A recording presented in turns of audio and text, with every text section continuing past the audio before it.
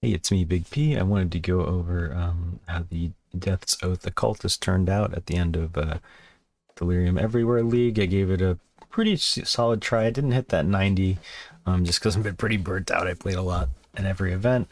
Let's just run a map real quick and I'll talk about the setup that I have now and whether or not I would recommend it for general use. Honestly, I would say yes. It's a fantastic map farmer. I can see why people have lean to this in terms of setting up a magic find character. I can easily see myself. I might set that up depending on, the details of magic find. Set up a, what is it, Crimson Temple setup, because you pretty much just run through maps and explode stuff. The bigger density, the better. Endless Delve, or rather Delirium Everywhere, is a bit weird because it kind of sets up, it has a pretty specific, every map you run is going to have the Delve in it, or rather the Delirium in it. So when I was leveling and using Bane, I wasn't able to like pre-fire or really cover my ass as properly as you can with once you get the Death's Aura set up, and then I swapped over to just a 5-link Caustic Arrow just to do it and see how it felt. I think it lends itself really nicely to the it's got a like explodey righteous fire playstyle when you're just running around. Definitely a dot build that's noticeably a bit more difficult to pull off in a Delirium League, particularly when those, let's see, I'm gonna get frozen here, damn it. I don't have good ailment resistance. I kind of got lazy with purity of elements leveling for the most of that. We'd probably go for the anti-freeze one here. Which one is it? Yeah, Soul of the Brine King, we just got reduced effective chill and can't be frozen. Although you might want to go for physical damage mitigation because we're not running determination on it right now. It generally speaking is a little bit squishy. One of the main ways you would bulk up a build like this is get Divine Flesh, which can help, since you're not really going to be able to get a lot of max res from where we are on the tree. I think Divine Flesh is really the best thing to do. It's got a bit of a downside where you get to pretty much forego your energy shield completely, but yeah, it's pretty solid. But yeah, every time I felt that this build was like doing a little bad, like, oh, I wish it was clearing the map a little bit faster, I have to remind myself, it's like, okay, you're not going to be running maps with like 3 or 4.5 Delirium orbs your first time through the campaign, I did set this up pretty much thrown together. Bane, especially in the initial leveling process, was a bit tricky, but the funny thing is when you get to the bosses like here, even with the higher levels of Delirium, damage seems pretty alright, at least for League start purposes. So I definitely recommend it as a starter, something you could maybe, build from the Bane starter into this if you want something that's probably a little bit better at mapping than bossing. I would say it's a little awkward on bossing, especially if you have Conk effect in your Death Aura from the Death's Oath. You got to stay real close. That's what Caustic Arrow kind of helps with, though. And you can take a hit or two here and there. I would definitely try and fit Determination right now. Right now we're just using Vitality for a bit of regen, Malevolence for damage over time, and then we are using a Heretic's Veil. Just because I forgot the level of Blasphemy Gem, and it just kind of is good. We'd probably try and fit in a third curse, like punishment. I would say, generally speaking, considering that curses kind of got buffed, I think this build, both at the leveling stage and in its current setup right now, got buffed. So definitely take a look at that. I'll go over the gear and skill gems right now, but it's a pretty setup, pretty standard setup. I haven't done any insane investment. Maybe the cluster jewels I got a little lucky on. I'll go over those and what you can get. Mine aren't optimal, of course. It's a quick event, and yeah, it was just fun to. It didn't end up, because I was dying so much during the leveling while still trying to push the Atlas. I didn't really think about. It's like, what, you should just be going for XP.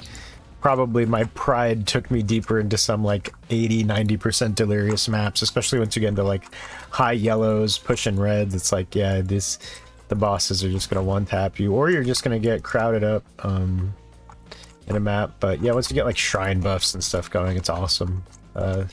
super quick, strong boxes, of course, it deals with fantastically, you know, just as long as you have the curse explosions going up. I haven't even bothered trying without curse explosions just because I don't want to map. If I'm occultist, like, I'm not in maps without curse exploding. There's just no reason to do it. So yeah, let's go over the gear real quick though. This is just a 5 link I bought for a couple chaos and then threw a +1 essence at it. If it was a 6 link, I'd throw the +2 essence. Got an okay damage over time multiplier. Basically, if you don't know how it works, just get as high a level as you can on caustic arrow. And yeah, that's how you set up the damage for this. Conk effect is generally better because you don't need that much area of effect. It's not your clear skill, it's to help with single target. Vicious projectiles, void manipulation, and swift affliction. The chest, of course, is the main source of the damage and what the build kind of works around. So you use efficacy. I used AoE. You can swap to Conk effect. Maybe that might help if your damage is feeling low overall. Void manip, swift affliction, which you can get after you put life tap on. That gives it the duration tag and also less duration.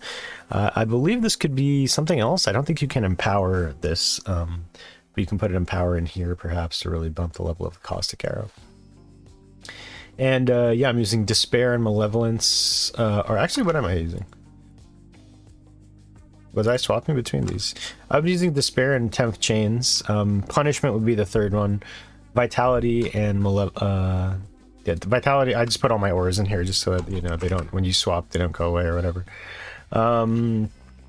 This is probably just a very, this only costs like a couple chaos. It's a very much out of favor, and the evasion and energy shield is kind of wasted on this build, especially if you go divine flesh. But level 22 blasphemy and increased reservation efficiency helps you fit in 2 curses. You are double cursed once you go into malediction. When I was leveling, I was using whispers of doom. We'll see how this gets. I know they're making some curse changes, so you know, well, I'm probably going to set up this build up again, at least for a magic find farmer, just because now I'm kind of, I'd never done Death's Oath before, and it's like, oh, it's just Righteous Fire but purple or something like that, and you get the satisfying occultist pops, which was really cool. This just has life, dot multi. I was using it to fill in resistances once you made the swap over. Again, my gear was thrown together very sloppily. I wouldn't copy it 1-to-1. This is just like what you can get for something you can farm. Low reds, certainly, maybe with a bit more investment or just gem levels, you can run into like tier 16 map farming, especially juiced altars. I can imagine it'd be very satisfying to pop them all together, but who knows how that will look like next league. I suppose that'll be something I try and figure out myself next league. And yeah, pretty terrible jewelry, to be honest. You can get way better. You could get like plus, or rather big damage over time rolls on the jewelry, I believe, or at least the necklace, which are pretty okay. In terms of just a league start, you know, decent enough resistances, okay life, and 30 move speed. I was hoping to get a better belt. Strength didn't end up being that much of an issue, especially once you put the Death's Oath on. I don't want to take it off right now, though. I'm a little nervous. And then, yeah, I just used the apothecary gloves to... I got tier 1 life, some resistance, and then that's good enough for me. Jewels. Let's go over the cluster jewel setup real quick. Did it bring it up? No. So, I don't think any of these are the ones you actually want. Yeah, like Withered on hit is pretty worthless, I think, especially because we have a Wither totem set up. Dot multi with exposure therapy is fine. Chaos damage is cool. Chaos damage is cool again. Dark Idolation is kind of whack. We don't have that much maximum mana. You can get mana on here, which you might honestly want if you don't have enough reserved mana to cast your stuff. That being said, I have a Molten Shell on left click with my Flame Dash as well on life tap, just to activate the life tap here, so it doesn't really matter. Let's go over that real quick. I have Molten Shell Decay on the I guess it's on the Molten Shell too. No, it doesn't work with the it's only, I guess Molten Shell doesn't count as a hit, or you can't scale the hit, but either way, Flame Dash, when you Flame Dash into something, it's okay. This is kind of just something cute to throw in there, not really that helpful. You could try Onslaught, or I don't know, anything else pretty much, but or you could just keep it on a 3-link. And yeah, life tap, it's good to have it at level 1 just so it activates, just to give yourself the life tap, but with a single cast, because you can have this one at a higher level, whereas this one just, you know, gives you the buff. Something to keep in mind. Here's the Wither totem setup. Multiple totems, faster casting. Wither makes you do more chaos damage over time. And yeah, I said I was going to go over the cluster jewels, but I don't really honestly know. You could probably get more small cluster jewels to fit determination into the build, which I would definitely look into, just because the base armor, it's pretty pitiful. Even with the good death soak roll, you know, it's you know, barely over, it's not even 3k. And I'm running a flask that brings it up to like 4 points. It's not great. Determination would definitely help make this build feel a little bit more tanky. It's not very tanky. It's tanky more by virtue of the play style. You know, you just kind of move around, you're doing constant damage in an area, and you can set off big chain reactions in maps, but you know, you can't get stuck. Ailment, as you saw, I took the death there in the map, that was an issue, but you know, that in a more established build setup with the full Pantheon, and maybe, you know, you can get ailment immune on jewels coming up. You have a lot of good slots for jewels here. Like I have damage over time, damage recouped, and life on the jewel. And then armor, mana, damage every time. You can get resistances, stuff like that. And then, of course, Conqueror's efficiency. We thought it'd be pretty tight. We actually couldn't use Caustic Arrow and stuff like that. So yeah, again, managing your mana. A little tricky here. You can also go for the increased mana reservation efficiency of Curse Aura skills. That's what I was doing before I got my Uber Lab, which was Malediction, which gives you the Curse. Pretty much nothing else you're going to pick here, especially... yeah, neither of these really matter. You're not going to scale crit, and if you go into Divine Flesh, I think that's what it's called, right? Yeah, the one that makes you take chaos damage as elemental, or elemental damage as chaos damage. Yeah, that's going to be set up here, and then you'll just ignore your energy shield, so it's not something you want to scale anyway. It's really, that'd probably make this feel a lot better. I thought there'd be more in the league, but it was really just the cluster jewels that you could pick up on the cheap, which was nice. But yeah, overall pretty fun. Definitely going to run it again next league. But more tuned for magic finding as just something that I can, you know, just mindlessly run through some juiced maps on. Would I league started? Honestly, I personally will not this upcoming league, even with curse buffs, just because probably gonna want to try something else, and because I just did it. Again, keep in mind any difficulties that I seem to have had in this were really just like Delirium's kind of tricky to throw against a build as you're leveling it, particularly while you're leveling gems and just getting your setup all together. But the boss damage did feel okay with just Bane. It was really just more a little bit tricky and annoying to cover yourself properly in terms of, you know, defense and just damage coverage, because it's annoying to have to backtrack with Bane and stuff. You still have to backtrack a bit, you know, pop in the Delirium bubbles, but maybe I'm just running the map wrong and I don't know what I'm doing. I'll leave the POB for the current setup. I don't know how much time is. I think it's like an hour-ish left in the league, if that. So just wanted to get the build out. It didn't hit 90, unfortunately, because yeah, it wasn't as tanky as I thought it was. I mean, I didn't expect it to be tanky, but yeah, on some of those Delirious maps, stuff just won't die. So you do get into trouble there, and you know, chainstone, frozen, all that sort of stuff. But yeah, let me know what you tried in the events.